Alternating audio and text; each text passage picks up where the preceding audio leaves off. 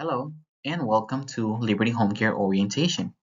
In this orientation, you'll learn about company policies and rules that you'll need to know before you are assigned to any shift. Let's begin. Liberty Home Care is a non-medical agency committed to providing quality in-home and community-based services. Our mission is to provide professional, compassionate, and individualized care. Liberty supports individuals of all ages to achieve independence through building strong relationships and ensuring high-quality, cost-effective care. Our vision is to provide client-centered care to promote independence, dignity, safety, and comfort. Liberty Home Care provides services through all the entire state of Connecticut.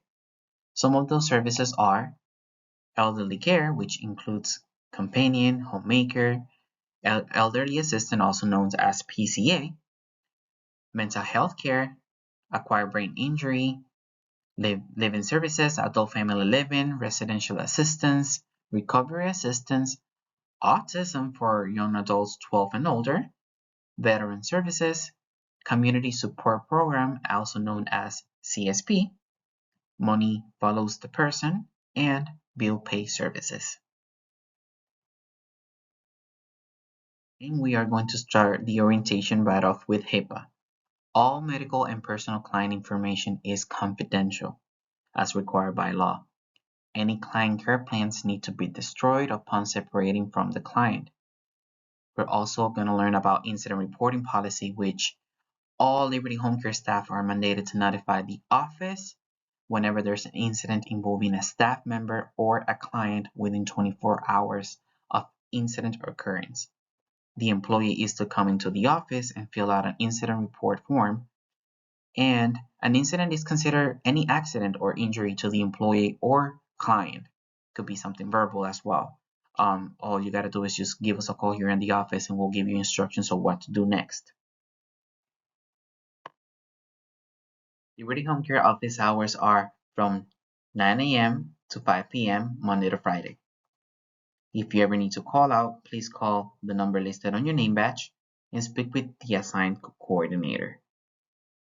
Liberty Home Care always have an assigned staff member, also known as on-call, to answer the phones during non-work hours and assist you with emergencies, tardiness, and any changes needed to your shift.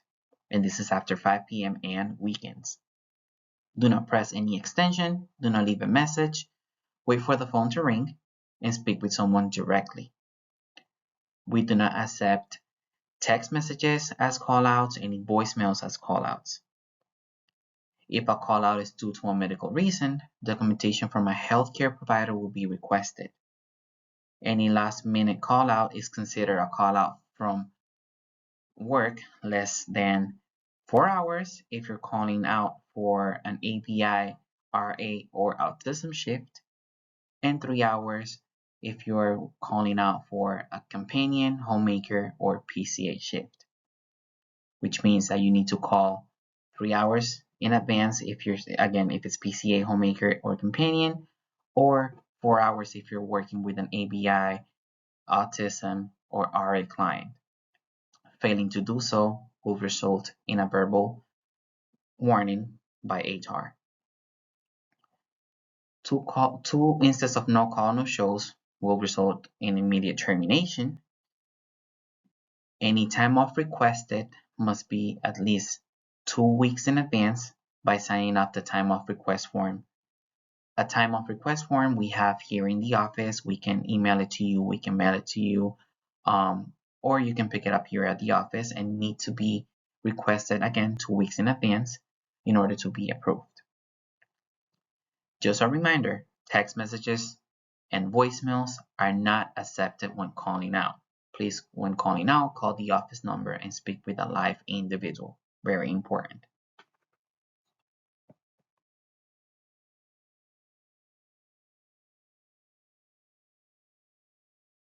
Unacceptable behavior is dealt with through progressive disciplinary action, and the process includes verbal counsel, written counsel, second counsel letter or termination, suspension, or termination discharge. Verbal counsel consists of HR meeting with you privately to explain and clarify what the problem is and what changes need to occur. If the problem occurs again following the verbal counsel, the supervisor will write a written warning along with a retraining if needed. You will receive a copy through mail. If the undesirable behavior continues with no improvement, the employee may be terminated. If the supervisor notices some improvement but end goals have not been met, a second warning letter should be written. Employees violating the code of conduct may be suspended with or without pay until investigation is completed. Employees who are not cleared of wrongdoing will be disciplined. Lastly, conduct leading to immediate discharge is at the discretion of management on an individual basis. And now we are moving on to dress code. Name badges are required at all times while working with the client. Scrubs are the most appropriate apparel if available. The agency considers that it's very important the employees are well groomed, neat, and dressed appropriately for their job. The following are not permitted at a client's home: spandex or leggings or ripped jeans, shorts, flip-flops, slippers, or Crocs for your own safety, provocative clothing, clothing with profanity or nude pictures or offensive slogans, exposed undergarments, no long excessive nails, and jewelry. Vehicle use agreement. If your client is required to be driven to appointments, grocery shopping, etc., you must have a valid driver's license. We need a copy of your car registration and insurance to keep on file and just to ensure that you're able to drive. You are responsible for any parking tickets. Do not drive under the influence of alcohol or drugs. Do not text and drive. And any changes in your driving status, you must report this to your supervisor.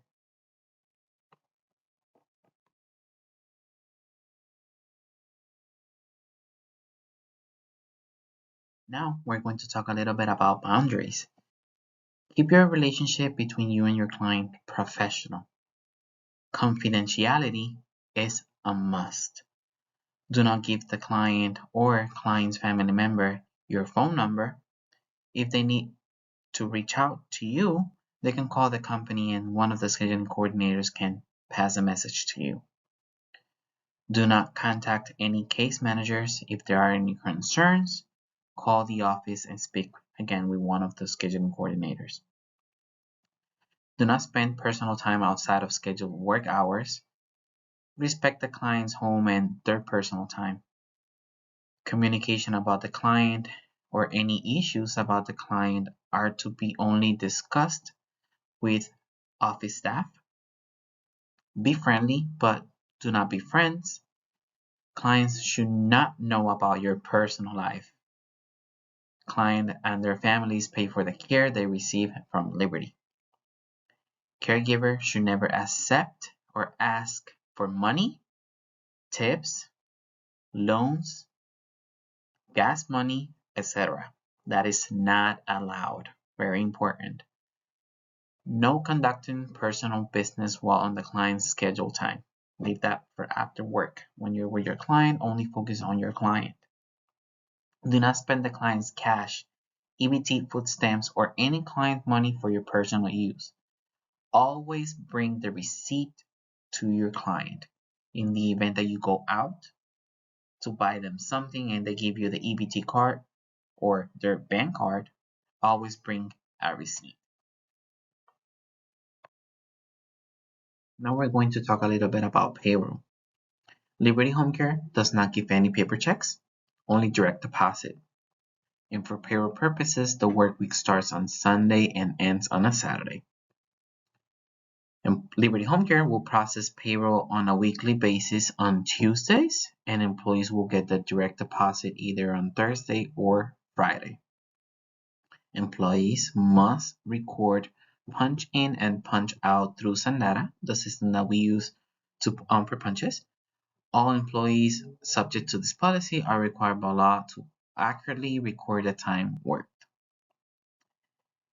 All timesheets are to be submitted by Monday before 5 p.m. to office staff to be paid that week if approved prior to submission. And we're going to talk a little bit about timesheets in the next slide. A timesheet is used in the event that one of the punches, either the punch in or out, is not reflected in our system. Approved timesheets will only be accepted if caregivers notifies the assigned coordinator of a missed punch in or out and after verification of completed shift hours by office staff. Current pay week approved timesheets will be paid on time if they're turned in by Monday before 5 p.m. Any out of the week timesheets will be paid either the 1st or 15th of each month. Timesheets are to be filled out by caregiver with accurate times, client signatures, and all tasks completed. Timesheets can be found at the office if needed and will not be accepted through text or picture mail. Timesheets are only accepted by scanned email, fax, or need to be handed in the office during office hours. After hours, you can place it in the Liberty mailbox in the first floor. Forging a timesheet with inaccurate information will result in termination, as this is a federal offense and considering stealing time and abuse of client.